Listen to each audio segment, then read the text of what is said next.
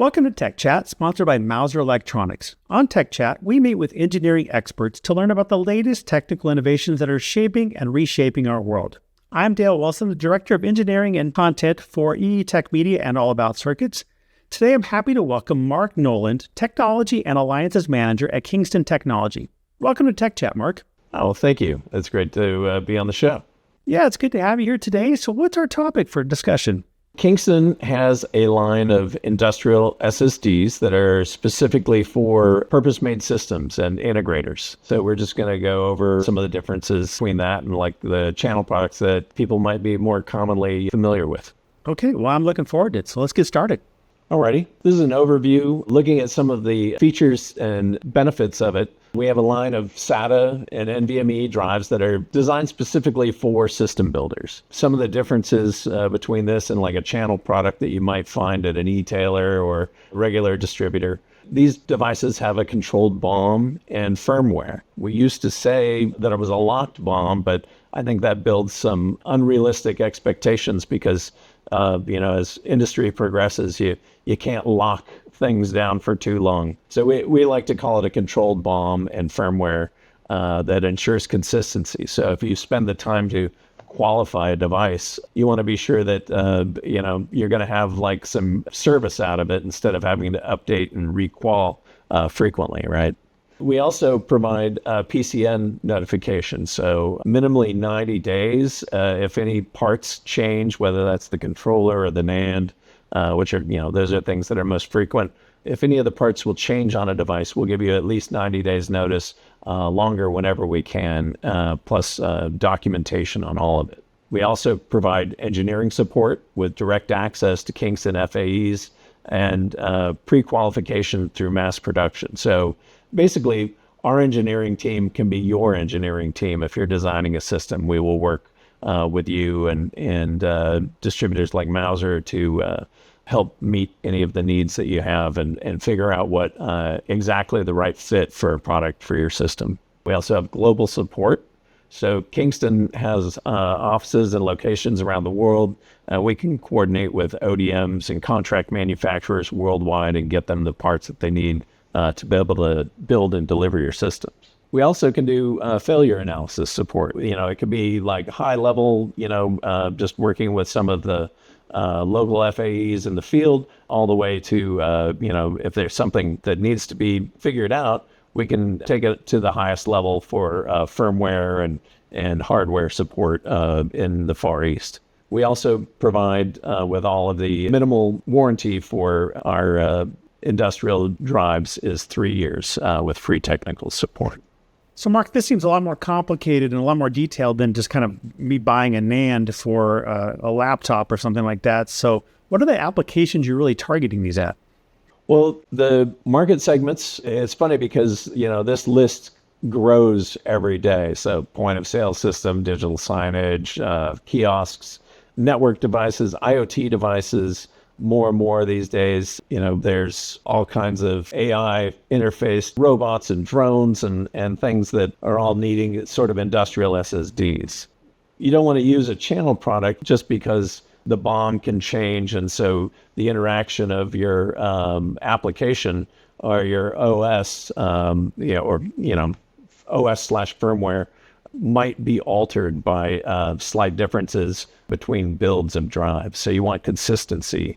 When you're building something like an in-flight entertainment system, you want to be able to troubleshoot it without having variants of SSDs that might throw a different monkey wrench into the works. So then we're just sort of looking at things that are going to have maybe a longer lifetime than a commercial or a consumer product, and also just need that longer support. And like you said, everything really needs to be fixed down. Yes, sir. So Mark, you've talked about these applications here and how Kingston as a company supports, controlling the bill of materials and providing all that FAE support. But how does the industrial SSD itself as a piece of hardware, is it different from a normal SSD?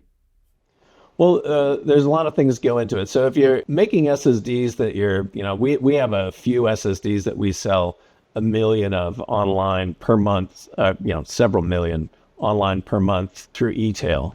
Because we sell so many of them, they might have to be produced in different factories around the world. and they might have different controller flavors or NAND flavors. And that just wouldn't be acceptable for, that it's fine for a commercial drive that's, like an upgrade drive, but it's not something that you want. You don't want any variability in industrial drives that are going to be, for purpose-built systems. So you're trying to build an appliance that's consistent across the board for all of your products that you build. And so we have some differentiators of, there's a lot lower capacity. So if you have an appliance and it's running some variant of Linux that's your sort of firmware OS, you probably don't need a 4 terabyte SSD. And the cost is very important in trying to mass produce something. So a lot of integrators lean towards lower capacity drives. And then having the controlled BOM allows you to know that if you're developing it on this SSD in your R&D project, that it's going to be, the same SSD that will be shipping and, at your contract manufacturer, your ODM. In our line of industrial SSDs, we have, SATA products and NVMe. So like on the SATA side, we have both CTemp and iTemp. I'll go into iTemp a little bit later, but there's 2.5-inch SATA form factor, and then M.2 SATA form factors in both 2280 and 2242 form factors, and then M-SATA. So the M.2 and the 2.5-inch, those are available in CTemp and iTemp. The M-SATA is just a CTemp product. Down below here, we have the M.2 NVMe. So these are PCIe devices. Those are available in 2230 and 2280 form factors. You'll notice the biggest capacity that we might have is 1 terabyte on these devices. So even though you mentioned lower capacity, I mean, if you're going up to a terabyte, there's still a lot of capacity in these industrial products. Most appliances, like your robotic vacuum, probably doesn't want to have a 4 terabyte SSD in it. If you were doing digital signage, you might want a larger capacity drive, but there are some options for that as well. I guess that's the key point, is that there are options. Yes. One of the other things that we offer are some customizations and off-menu options. So our baseline SSDs for industrial products they're designed to fit a broad range of needs, but some projects might need a variant of the drive, and we try and support customers whenever we can on that.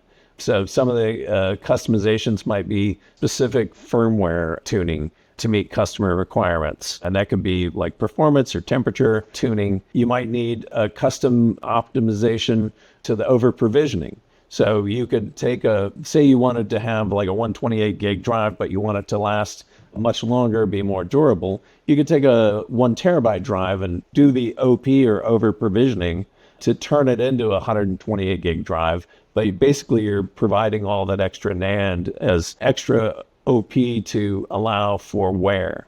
Drives, when reading is free on an SSD, but writing will put wear on the drive. And so if you want to have something that's going to last a long time, we can set it up to over provision it and allow the drive to have a longer lifespan. We can also work with your engineers to run some testing on that and actually determine what the projected lifespan would be. Another thing we can do is custom drive casing, labeling, or packaging. If somebody needs bulk packs, the drives to be in trays, or if they need other different kinds of packaging specific to the needs, we can suit that.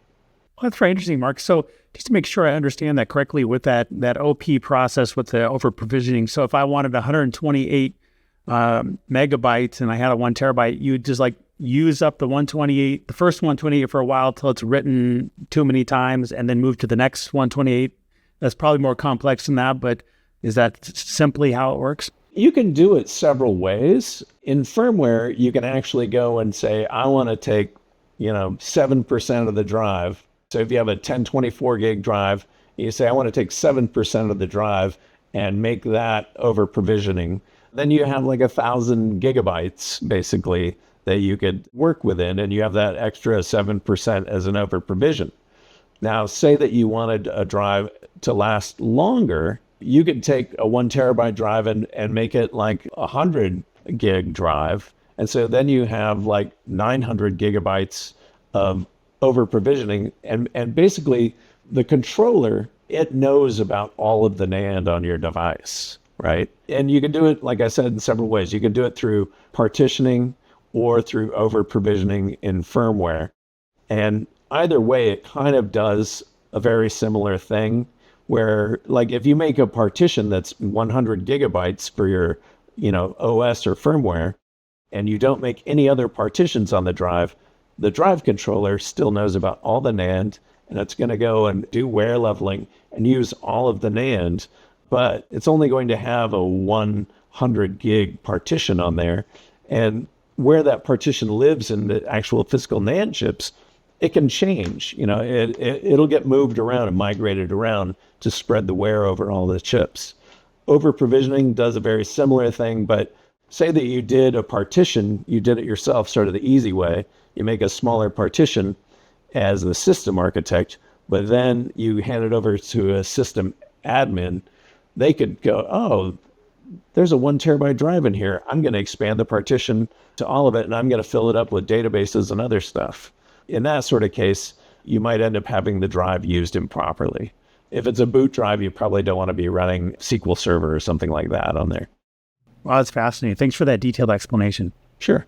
The one last thing that I would add on the customization and off-menu options is that some of the things would require more engineering resources and be more complex. So there might be a minimum order quantity.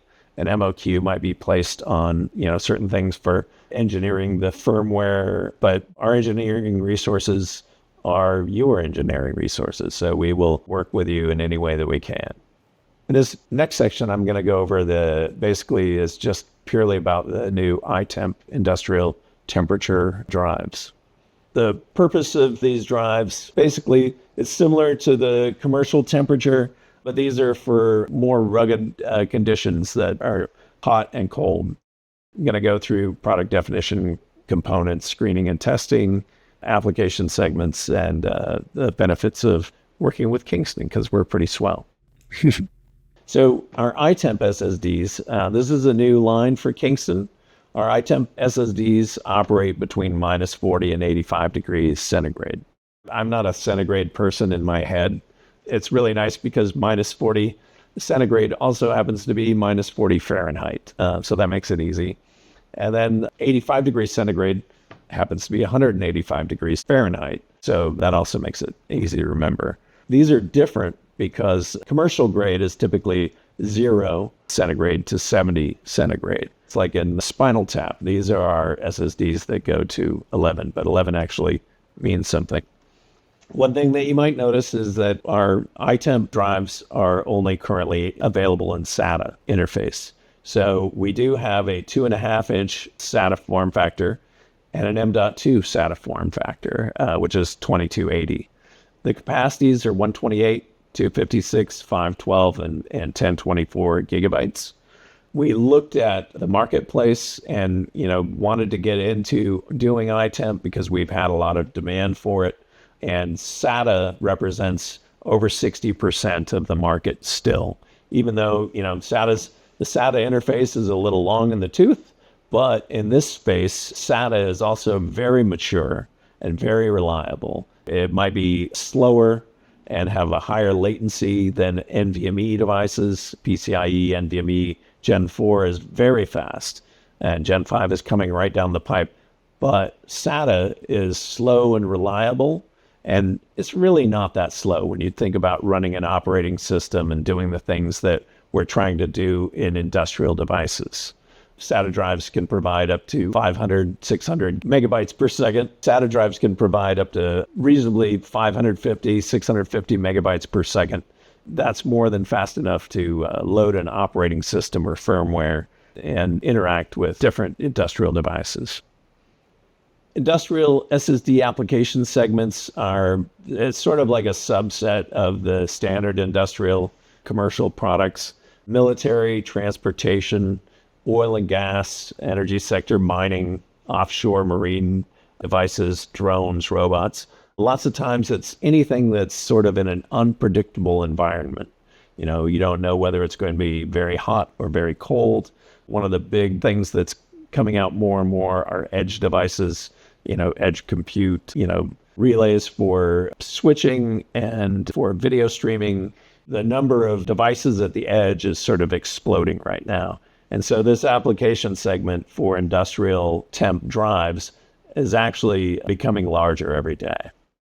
Some of the core components for our industrial temp drives, we choose specific parts for these. These are designed for industrial temp. So the PCB, the SATA controller, the NAND flash, thermal sensors, load switch, current limiter, etc. All of these are selected specifically for our iTemp drives. We also have firmware enhancements that extend the operating temperature and thermal management for shutdown. Talking about thermal management on an SSD, the firmware can be designed to throttle the SATA data rate in order to reduce heat if an SSD gets close to reaching its thermal thresholds. Now, what that means is your performance, if the drive reaches a critical temperature, it'll be stepped down to lower data rate. You're running less current through the device, you're hopefully reducing the temperature. So if the device is becoming over temp because of its data use, it'll reduce more until the thermal throttling actually sees that the temperature is leveling off. But if the data throttling doesn't handle it, it knows that it's probably from an external source. And so before the drive becomes hot and critical and could lose data, the drive will go and shut itself down. The drive will thermal throttle and then get to the point where it does a safe shutdown, and that'll help protect the data on the drive. Well, that's super interesting, Mark, because you're talking about changes to the firmware, but you're also on the previous slide, you're talking about changes to almost every piece of the component that goes into building these things. So it might look very similar to staring at the SATA drive, but in reality, everything on it almost is different. Yeah, we do design them based off of some other products. We build a lot of SSDs, but then we will take like this sort of prime example of one of the SSDs that we want to model it off of. And then we will go and choose specific elements to go onto this drive. We have 100% screening for low and high temperature industrial grade controllers.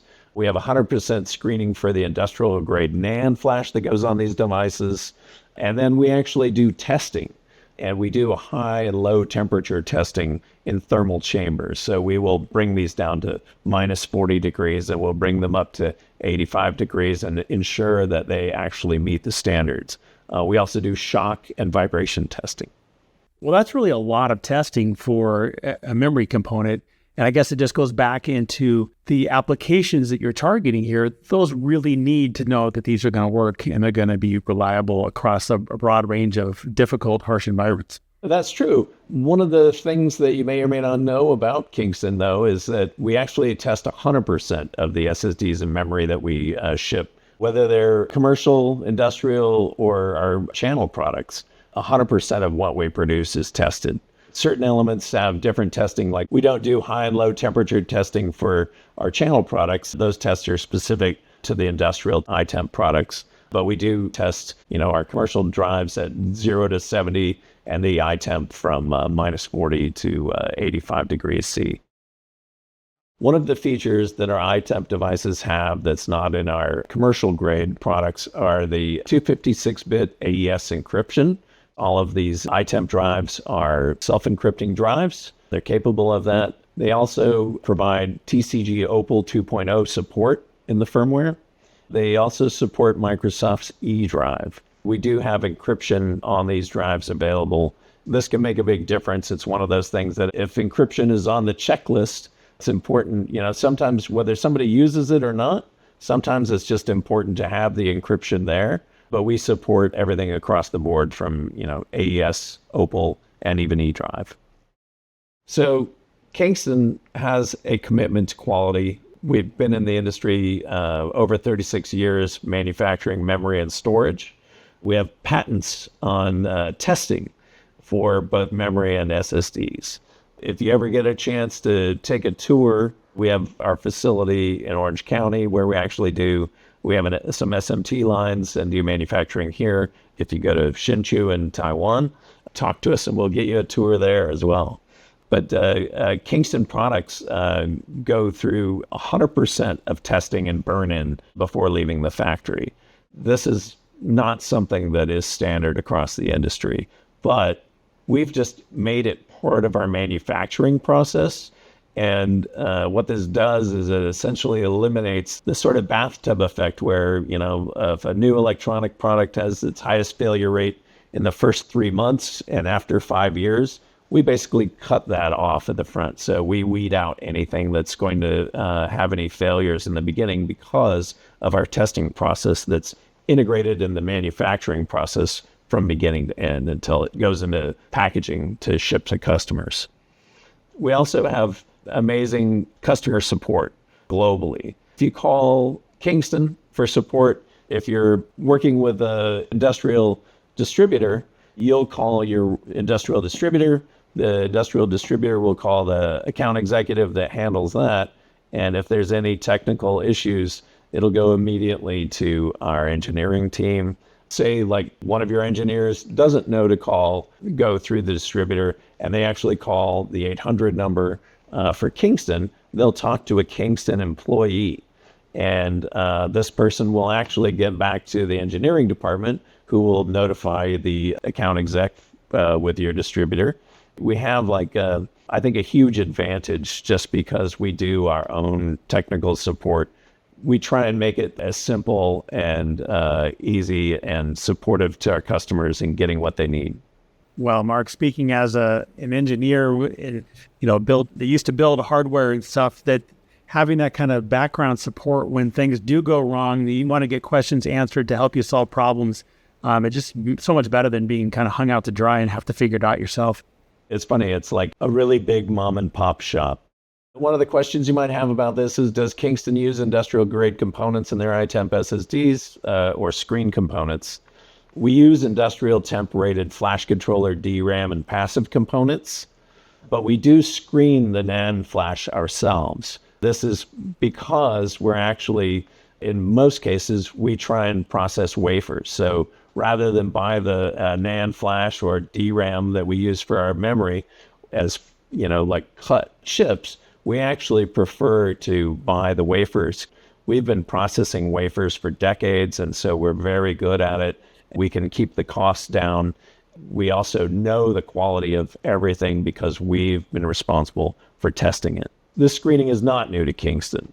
We've been doing it for decades, like I said. iTemp SSDs are designed from a hardware and firmware perspective to operate reliably at higher and lower temperature ranges. So you know that you're going to get the expected range of temperature out of it if it's on the label, because we've actually tested that product and burned it in, making sure that it functions as an operating device in those temperature ranges, both high and low.